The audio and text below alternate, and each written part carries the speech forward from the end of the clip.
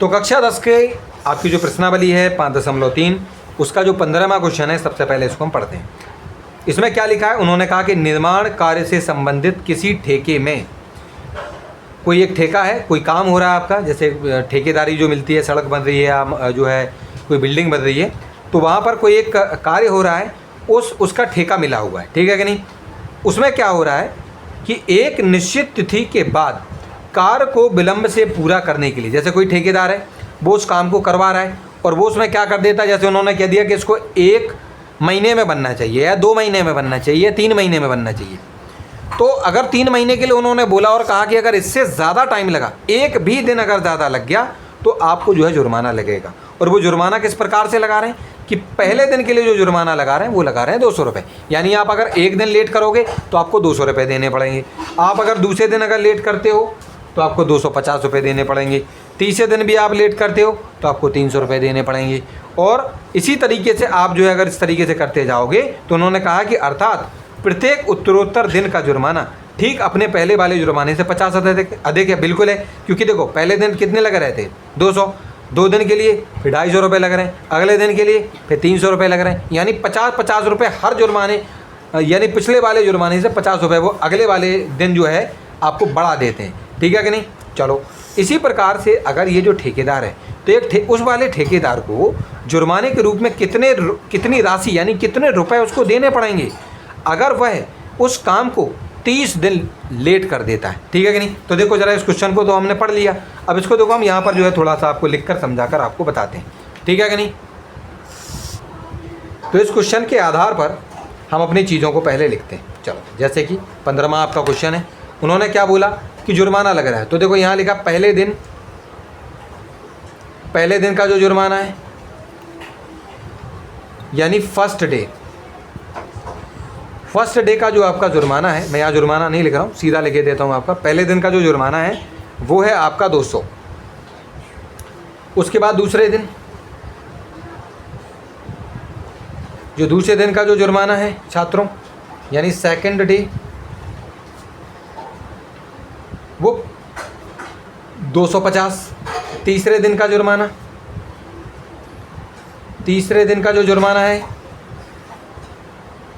यानी third day, उसको कितने रुपए देने पड़ेंगे अब उसको देने पड़ेंगे जी 300 रुपये।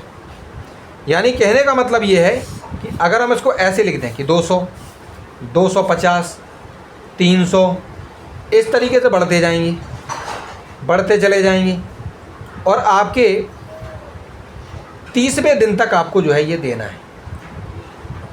30वें दिन तक, 30वें पद तक, यानी ये आपका पहला दिन है तो पहला पद, दूसरा दिन है दूसरा पद, तीसरे दिन को तीसरा पद, चौथे दिन को चौथा पद मानेंगे और इस तरीके से आप चले जाओगे इसको।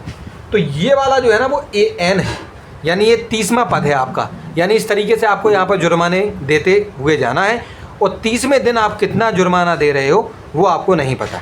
आपको तो केवल इतना बताना है कि ऐसे ऐसे अगर उसके जुर्माने बढ़ते जाएं, हर दिन 50 रुपये बढ़ते जाएं, ठीक है कि नहीं, तो कुल मिलाकर जब वो ऐसे ही 30 दिनों तक जुर्माना देता रहेगा तो कुल मिलाकर कितना उसको जुर्माना देना पड़ेगा। यानी इसको इन सभी को, यानी पूरे के पूरे 30 पदों को जोड़ने पर जितना रुपया होगा उतने रुपए उसको जुर्माने के रूप में देने पड़ेंगे।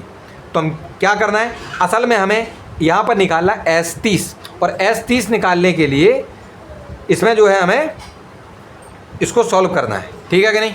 चलो, तो इसको हम जब सॉल्व करेंगे छात्रों तो हम यहाँ लिख देंगे SN, यानी कि हम क्या निकालने वाले हैं यहाँ पर, हम उन सभी 30 के 30 पदों का जो है योग निकालना चाहते हैं। तो क्या होता है हमारा N/2 bracket 2A + N - 1 D। N कितना है छात्रों आपका, N है आपका बच्चों S30, माफ़ कीजिएगा 30 पदों का योग चाहिए था तो 30/2 हो जाएगा। 2 गुना A का मतलब कितना है छात्रों, 200 है,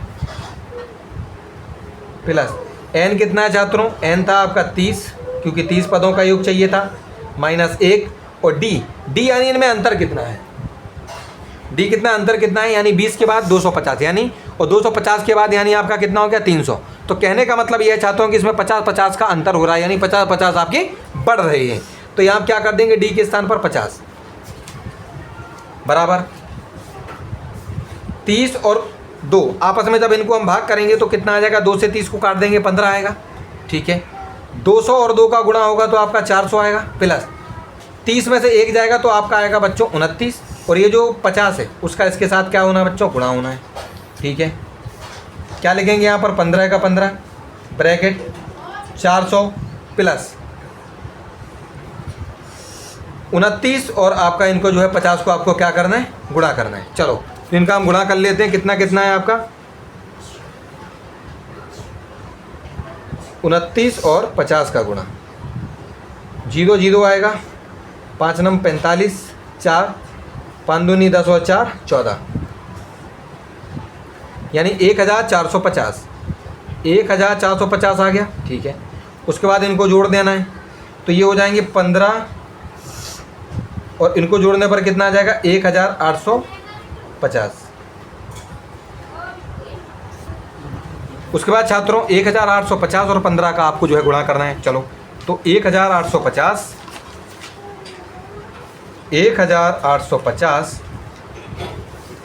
और आपको 15 का गुणा करना है, ठीक है। गुणा करते हैं, 0